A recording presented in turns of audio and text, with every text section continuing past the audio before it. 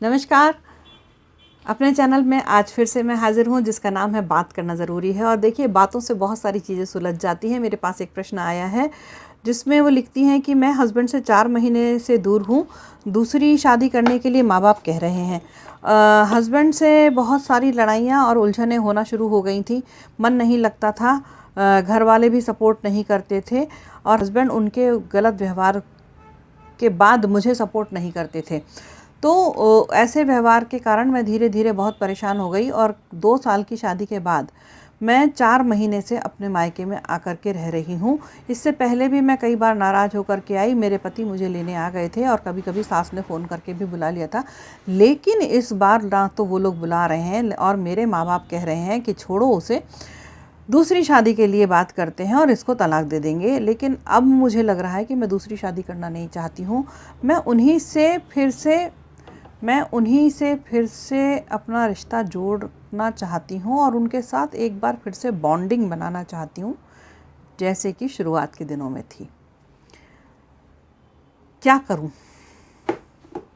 आपने तो खुद ही आंसर दिया है कि क्या करना है। देखिए, पति को बहुत सारे व्यवहारों में उलझन हो रही थी। आपके जो इन लॉज थे उनका व्यवहार आपके प्रति बहुत अच्छा नहीं था। पति आपके लिए सपोर्ट नहीं करते थे। आपने कहा है कि इससे पहले भी मैं कई बार अपने मायके आ गई और वो लेने आ गए या सास ने फ़ोन करके बुलाया, और इस बार वो लोग नहीं बुला रहे हैं। इसका मतलब वो लोग आपके इस व्यवहार से ज़्यादा आहत हैं। कहीं ना कहीं हो सकता है कि आपका ही व्यवहार थोड़ा सा ऐसा हो गया हो जिससे वो लोगों को दिक्कत हो रही हो और वो आपको, उन्होंने सोचा हो कि जाओ अब नहीं बुलाते, अपने आप देखेगी। पर वो कई बार आपको बुला चुके हैं। इस चीज़ की वैल्यू करिए आप। मतलब उन्होंने कुछ 3-4-5 बार, जितनी बार भी आप पहले मायके आए हो नाराज़ होकर और उन्होंने आपको बुलाया, लेने आए, तो जब वो लेने आए तो एक बार आप क्यों नहीं चली जाती खुद से? देखिए, शादी तो दोनों हाथों से ताली बजती है ना। और शादी जो है ना, 2 परिवारों में होती है, 2 व्यक्तियों में नहीं होती। आपको लग रहा है कि अगर आपके इन-लॉज़ का व्यवहार अच्छा नहीं है, लेकिन आप उनसे नाराज़ होकर आईं और फिर भी आपकी सास ने फ़ोन करके बुलाया या अपने बेटे को भेजा कि जाओ बहू को ले आओ, तो इस बार आप खुद चले जाइए। इतना सा अगर अपने पति के लिए या अपने परिवार को बचाने के लिए झुक भी गई तो कोई नाक नहीं कट जाएगी, कोई दिक्कत नहीं हो जाएगी। तो मेरे हिसाब से तो परिवार को बचा के रखना, अपने रिश्ते को, देखिए, डिवोर्स लेकर के दूसरी शादी कर लेना, आपको क्या लगता है डिवोर्स ले लेंगी मिल जाएगा, दूसरी शादी करेंगी हो जाएगी। लेकिन दूसरी शादी आपकी मालूम किससे होगी? आपको क्या लगता है कोई नया ऐसा लड़का जो उसने कभी शादी नहीं की होगी वो आपसे शादी कर लेगा? नहीं, आपको डिवोर्सी से ही शादी करनी पड़ेगी। तो उसका भी कभी ना कभी डिवोर्स हुआ होगा, तो उसकी वाइफ से भी उसके कभी झगड़े हुए होंगे या कुछ मनमुटाव तो हुए होंगे। ऐसे तो नहीं उसने डिवोर्स दे दिया होगा। तो फिर वो उसमें भी कहीं ना कहीं कोई माइनस पॉइंट तो होगा। अब वो माइनस पॉइंट आपको थोड़ी बताएगा। अभी वो कहेगा कि उसमें ये प्रॉब्लम थी और वो मुझे छोड़ के चली गई, अब वो आई नहीं इसलिए मैंने उसको छोड़ दिया और अब मैं तुमसे शादी कर रहा हूँ। धीरे धीरे फिर उसके साथ आप रहेंगी और फिर वहाँ पर फिर आपके मनमुटाव होंगे। जब वो एक पत्नी को छोड़ सकता है तो वो आपको भी छोड़ देगा। ऑब्वियसली भाई, उसने उस रिश्ते को नहीं बचा पाया, हो सकता है उसकी गलती हो ना हो, अभी तो वो है भी नहीं। लेकिन ऐसा सोच के देखिए कि दूसरी शादी दूसरे व्यक्ति से होगी, वो दूसरी शादी उसकी भी होगी, और फिर अगर नहीं बनी और फिर आप मायके आ गई बार बार, तो आपके मायके वाले आपको रख लेते हैं। आपके मायके वालों को चाहिए कि आपको समझाएं और आपका रिश्ता बचाने के लिए प्रयास करें, आपकी जिद बचाने के लिए प्रयास नहीं करें। और जिस दिन आपके मायके वाले आपकी जिद बचाने के लिए प्रयास करना छोड़ के आपका रिश्ता बचाने के लिए प्रयास करना शुरू कर देंगे, उस दिन आपके पिताजी, माताजी, भाई जो भी होंगे आपके मायके में, वो खुद आपको अपनी गाड़ी में बिठा करके ससुराल लेके जाएंगे ना, और वहाँ छोड़ कर आएंगे और आपसे कहेंगे कि बेटा, अगर कोई अत्याचार आप पर होता है, कोई तकलीफ़ आपको दे, आप पर हाथ उठाए, आपके ऊपर ऐसा व्यवहार हो जो जुल्म कहलाता है, जो सिर्फ यूं ही छोटी छोटी बातों पे नहीं है, वो छोटी छोटी बातों पे तो सबके आर्ग्यूमेंट होते हैं। अगर कोई अत्याचार हो रहा है तो हम हैं तुम्हारे साथ, तुम बेफिक्र होकर के दौड़ के आ जाना, हम अपने घर में रखेंगे और तुम्हारी दूसरी शादी कराएंगे। तो माँ बाप आपके ज़्यादा अच्छा मुझे लगता है कि होंगे, लेकिन वो प्रयास नहीं कर रहे आपको आपके हस्बैंड के साथ दोबारा बॉन्डिंग बनाने में। तो आप खुद बनाइए ना। आप 2 साल रह चुकी हैं अपने हस्बैंड के साथ, 2 साल बहुत होते हैं। 2 साल में बहुत तरह की सिचुएशन आई होंगी, अच्छी भी, बुरी भी, प्यार की, मोहब्बत की, लड़ाई की, सबकी।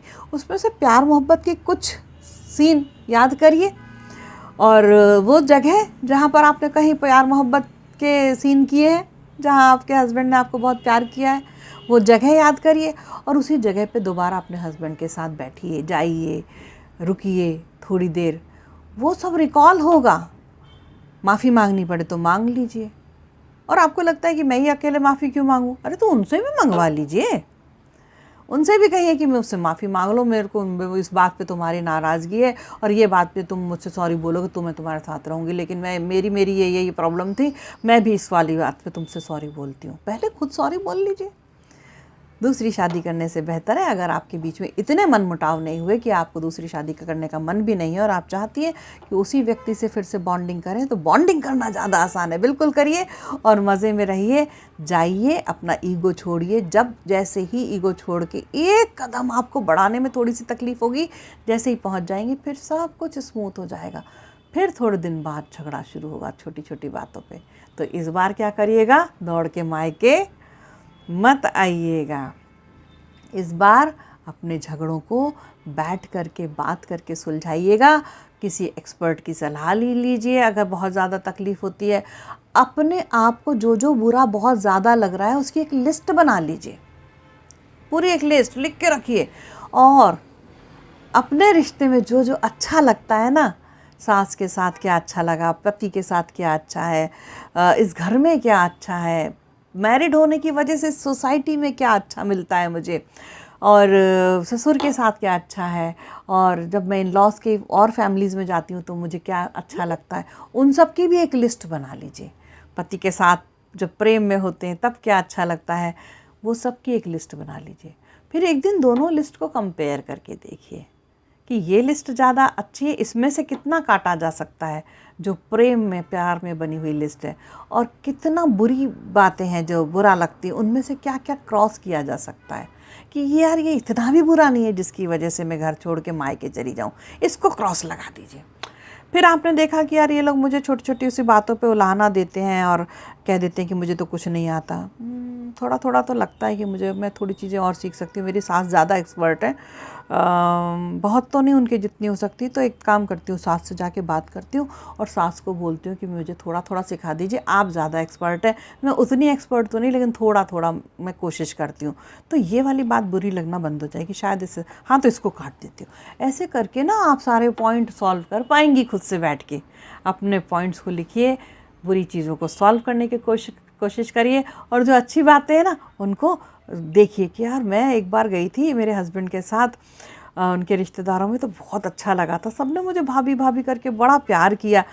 तो एक काम करते हैं, ये साल में एक बार क्यों होता है, 2-3 बार हम उन लोगों से मिलें तो मुझे ज़्यादा अच्छा लगेगा। एक बार मेरे सास के कुछ लोग आए थे जिनकी वजह से मुझे बड़ा अच्छा लगा था, उन्होंने मुझे आशीर्वाद दे के गए थे। तो ऐसा करते उन लोगों को फिर से बुलाते हैं, परिवार का की प्रगाढ़ता बढ़ेगी, मेरी सास को अच्छा लगेगा। मेरे हस्बैंड को मेरा ऐसा वाला व्यवहार बहुत अच्छा लगता है, जब मैं ऐसे उन्हें प्यार करती हूँ। तो ये वाला ना मैं फिर से करती हूँ, ऐसा वाला, इसको फिर से कोशिश करते हैं। ऐसे करके जो ये वाली लिस्ट है ना जिससे आपको अच्छा लगता है उसको रिपीटेटिवली करना शुरू करिए।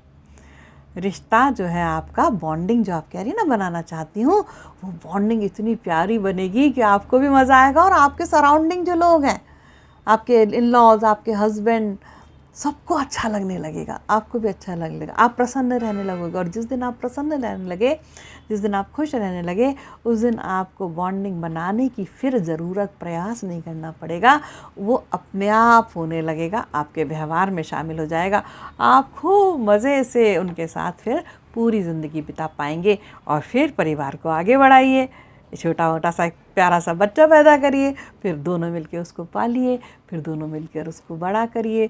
फिर इस सोसाइटी में जितने सारे लोग हैं ना, वो ऐसे ही बड़े हुए हैं अपने माँ बाप के संरक्षण में। अपने बच्चे को खूब प्यार करिए, उसको बड़ा करिए, अपने हस्बैंड के साथ मज़े करिए, और धीरे धीरे आप देखिएगा आपको मायके जाने का मन भी होगा, लेकिन भाग करके, छोड़ करके, नाराज़ होकर के नहीं।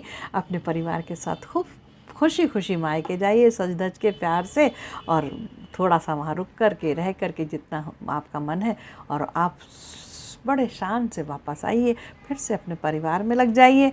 बस ऐसे ही तो होता है बॉन्डिंग बनाने के लिए। उसके बाद आपको ज़्यादा प्रयास नहीं करना। शुरू में ये थोड़े से प्रयास जो मैंने बताए, 2 लिस्ट बना के करिए, ये एक्सरसाइज हो जाएगी, आपका बॉन्ड फटाफट बन जाएगा, जल्दी से बन जाएगा, अंदर तक बनेगा, और खूब मन से बनेगा, दिल से बनेगा। ट्राई करके देखिए और अपना ख्याल रखिए। फिर मिलते हैं। नमस्कार।